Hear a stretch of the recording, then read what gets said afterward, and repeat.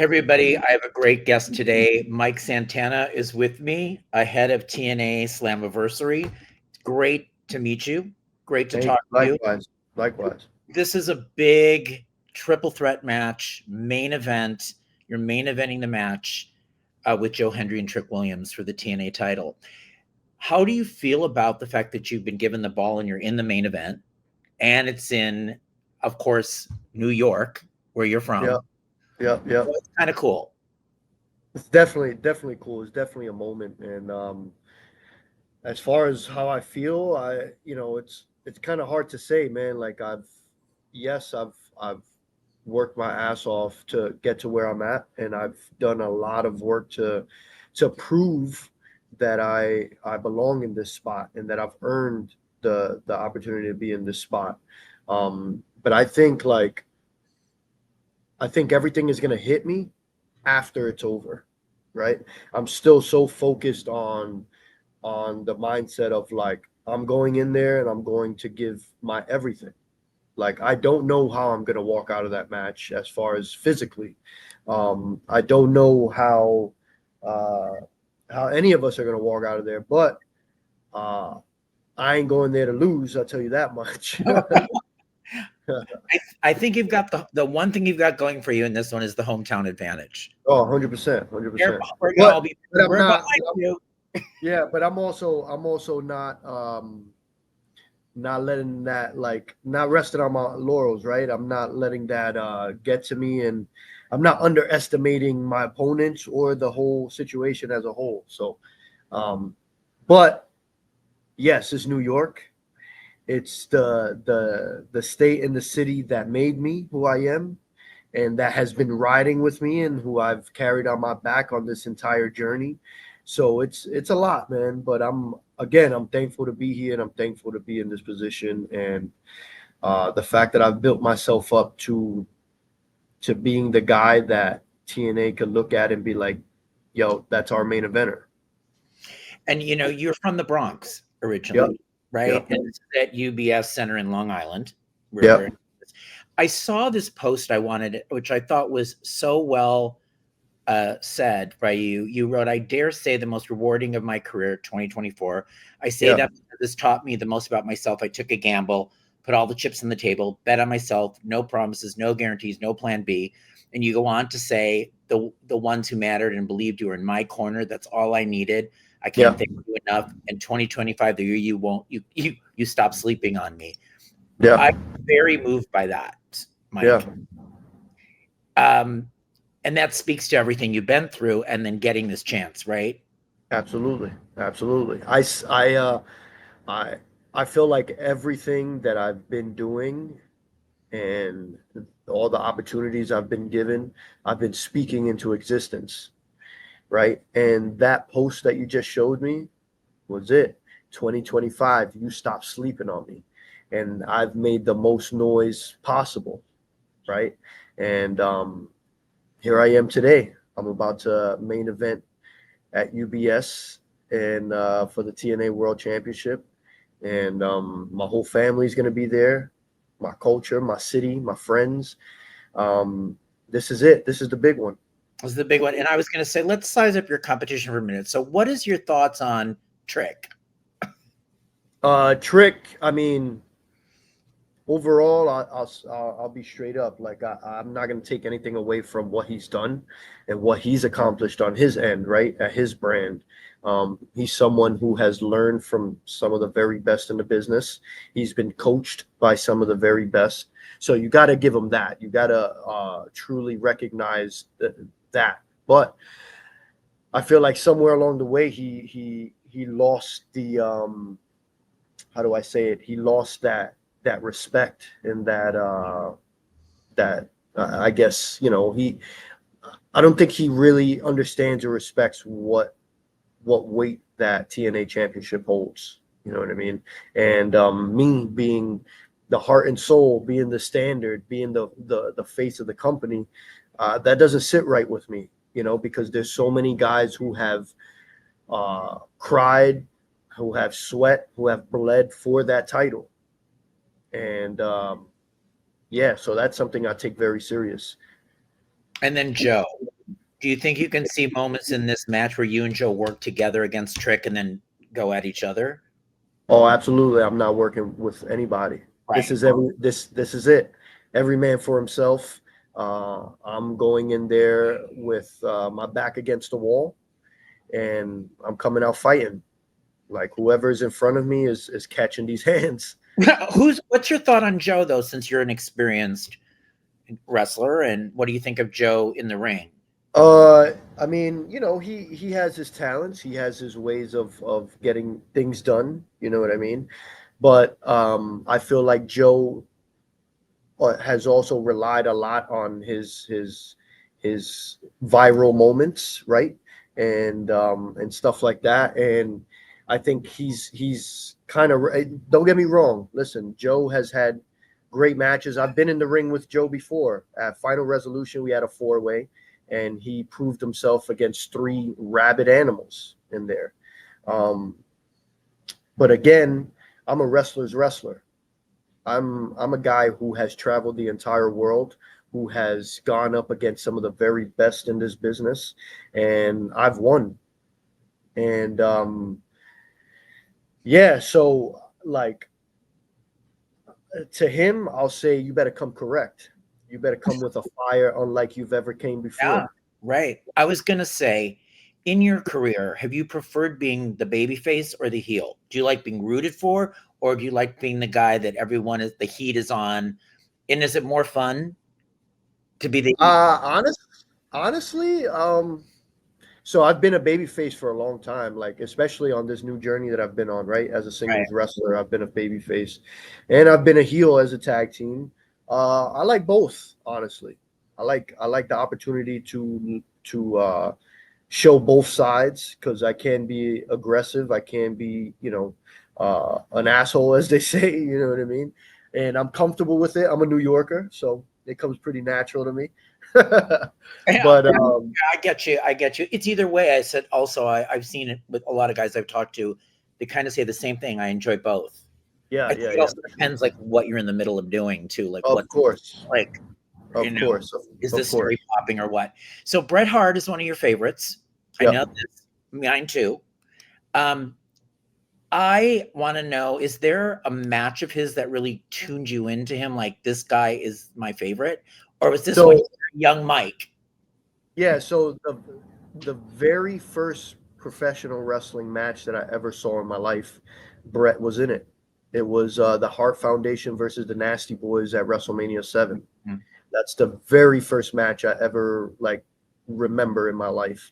And I was hooked right away. I saw Brett was coming out in front of the anvil.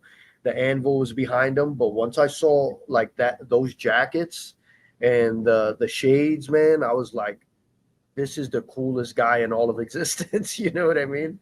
And a And great wrestler, and a great he's wrestler. a great wrestler, right? Like when he got in there, it was like, oh my god. But as I grew up, a big part of my childhood was the feud with him and Owen. And Uh, yeah, those matches that they had and that story that they told, and just getting older and understanding and realizing the whole purpose of that story, like behind the scenes, where Brett was pretty much helping Owen reach that point. You know what I mean? Like, yeah, it was helping him attain that in that yes, level, right? yes, Yeah. yes.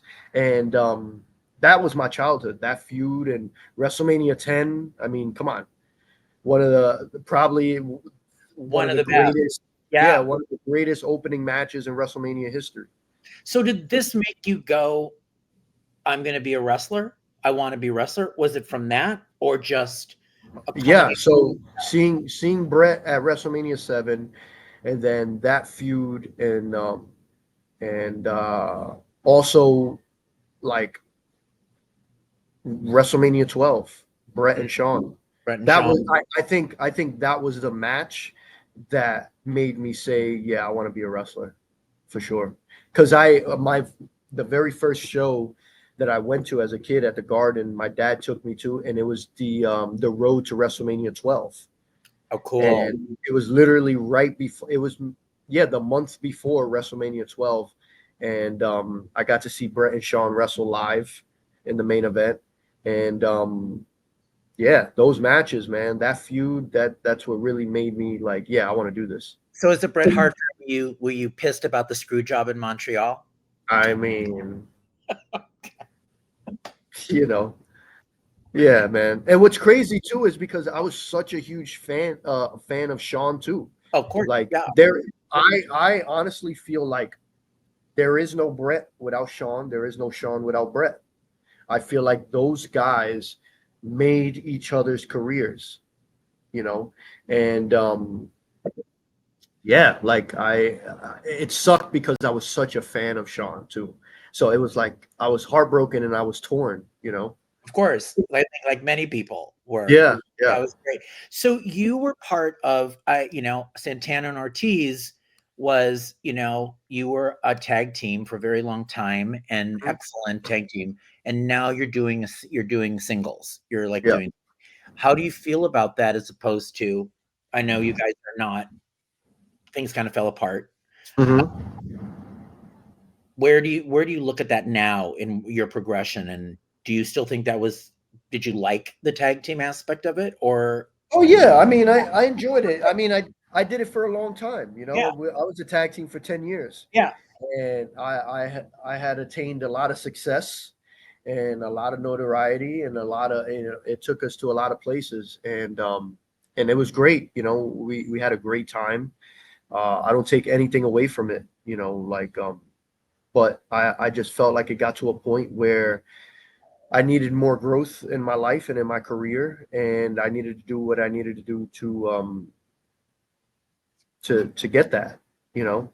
And I feel like at the time, I just, I was in a different place in my life, right? and I felt like I needed to take the reins on my career a little more, and yeah. But I'm thankful that of the time. I'm thankful that so many people look back on it so fondly. You know, that alone makes me feel good, and it makes me feel like, damn, we did something pretty It cool. should be. People Yeah, remember, right? yeah, Like, exactly, exactly. When people right? don't remember or don't care, If then you should, they you don't know? care or feel any way about anything, then that's when you worry. They don't have an Yeah, opinion about it. yeah, But what is so inspiring to me, and what I've been it's so amazing, the struggles you've been through, how you've well documented what you've gone through.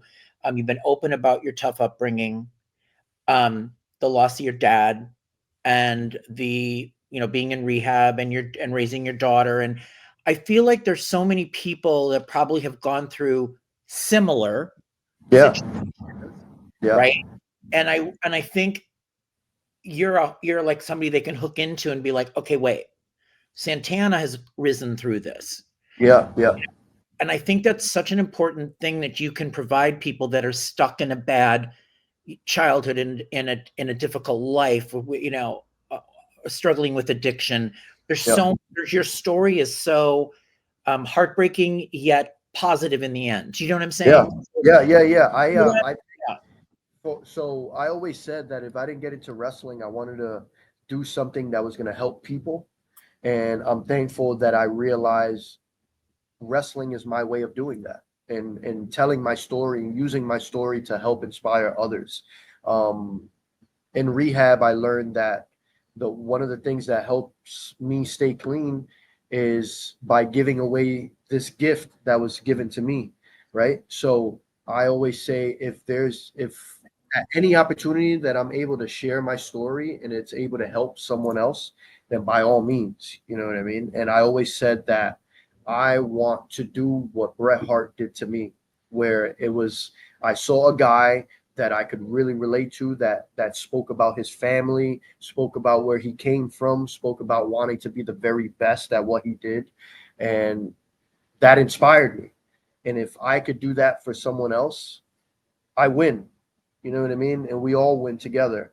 And yeah, and that's honestly why I felt like it was very important for me to share my story. And because also at the end of the day, fans or people in general, they want to feel like they can relate, right? And that's how they connect. So I think relatability is why certain people get over with the yeah, wrestling fans. I think there's some connection there that they can hook into and relate. Was yeah. there a turning point for you in the entire journey and the challenges you went through that you when was the hope when did the hope come back? You know, like you went through all this. Was there a moment where it's like, because I know for me, I've gone through a lot of different things, but Mhm. I felt like I got to hold on to some glimmer of hope, right? Was there a moment where you felt a turn? Uh, so it's funny. Um, in rehab, we had a exercise in one of the groups where we had to write a letter to our 11-year-old self. Mm,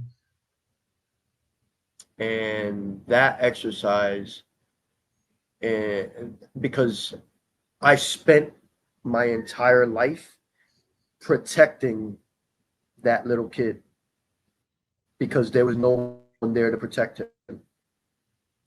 And finally, like looking back on it and really like doing that exercise is what allowed me to finally let go and say, I don't have to protect that kid anymore.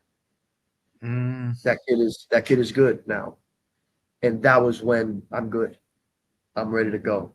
Yeah. And it was one of the hardest things I've done was having to write that letter and not only write it, but I had to read it out loud in front of the entire group. Oh, of course. And it was rough. I, I bet. but Oh my God. but that was honestly that was the glimmer of hope. I was like, I got through it. I Me finishing reading it was me letting go. And I was like, it's a wrap from here. That's amazing. I wanted to ask you, so there's rumors that AJ Styles may show up at Slammiversary. What if he's I heard. yeah, you've sure you heard. What do you think of AJ? Would you be like, would you want him to show up? Oh, absolutely. Okay. AJ is the number one homegrown guy. He's the guy that when you think of TNA, the first name that comes up is AJ Styles, right? Right. And I mean, what a like talk about a career, man. The fact that someone could think of a company and think of one guy, that's insane. You know what I mean? That's insane. But I've said it before and I've been very open and public about it. AJ Styles is my ultimate dream match. Like Oh, that, yeah. yeah, that guy, like I've been blessed enough with a great career where I've been able to wrestle so many people that I looked up to and watched as a kid. But AJ Styles is the one that I'm chasing. Do you have a favorite match of yours? Is there one that's really your favorite That I've had so far. that you've had so far? Uh, I don't know. I don't like because You I'm don't rate so them like like that. I critique myself so much. Yeah. Like, it's so hard for me to watch my matches because I don't watch it as a fan. I watch it as someone that's like critiquing. So I'm like, oh, like I'll see something that I did wrong, and I'm like, it'll bother me. You know what I mean? Like there's stories of, not to bring it up, but there's stories of like when Jericho was telling the story about Benoit when they were in Japan and Benoit made such a innocent mistake, but to Benoit it was the biggest thing ever, and he punished himself for it, right? And that's how I watch it. So it's kind of tough. I don't know if I've had a like ultimate favorite match yet. You say something that's very interesting. So I talk a lot of actors too in Hollywood, like a lot of Yeah, entertainers, actors too. They say the same thing. Like I can't really watch I don't know because I don't watch it. yeah, I yeah. want to feel it when I'm doing it, and then if I watch it, it takes away from like what I Yes, felt doing it. Right? yes, yes, yes. Yeah. I know we got to wrap up, but I was going to say, what do you think about the connection with WWE and TNA and NXT right now? Like what do you think about the whole synergy going on? I think it's great. I think it benefits everyone involved. It's definitely helped TNA wrestling a whole lot as far as getting more exposure and getting more eyes on the product because I think we have probably one of the best products out there. And the fact that more people are getting to see it is a huge deal. The fact that a lot of us in the locker room are getting to cross over and go over there and get more in front of their audience. And the same vice versa, that a lot of NXT guys and girls have been able to cross over to TNA and get more experience working with more veterans and stuff like that. I just feel like it works out for everyone. And ultimately, the ones who win are the fans. Right. I think it's amazing. And what do you do? What do you do to decompress? Like, what is it? Like, what if you're not? Like, are you in the gym? Do you go watch a movie? Do you there TV shows Yeah. you like? You go with your dog? Like, what do you Yeah, do? me personally, I love the gym. The gym is like my best therapy, right? I'm in the gym almost every day. And also, when I'm away from the road, I'm not Mike Santana. Like that person stays on the road, you know. Like I mean, there's not a huge difference between me and Mike Santana, right? Like that's me. But I I have fortunately like learned a balance where I'm able to be dad and I'm able to get away from that other person a little bit. I like going to the movies. Honestly, when I'm home, I'm home. I like being home because I'm on the road so much that my house, like, I have no wrestling stuff at home, like out in the open. Like there's no pictures, no posters, nothing like that, because my home is my safe place and it's what allows me to disconnect from everything. So, yeah, I also like my quiet time. All right. Well, here we go, everybody. TNA Slammiversary Sunday, July 20th, UBS Arena. Trick Williams, Joe Hendry, and Mike Santana for the TNA World Championship. I'm betting Santana. I'm just saying. Appreciate it. I'm saying that's the feel good story. That's what I'm going with. Yeah. There you go. Thank you so much for your time, Mike. I really appreciate it. Thank you, Michael. I appreciate it.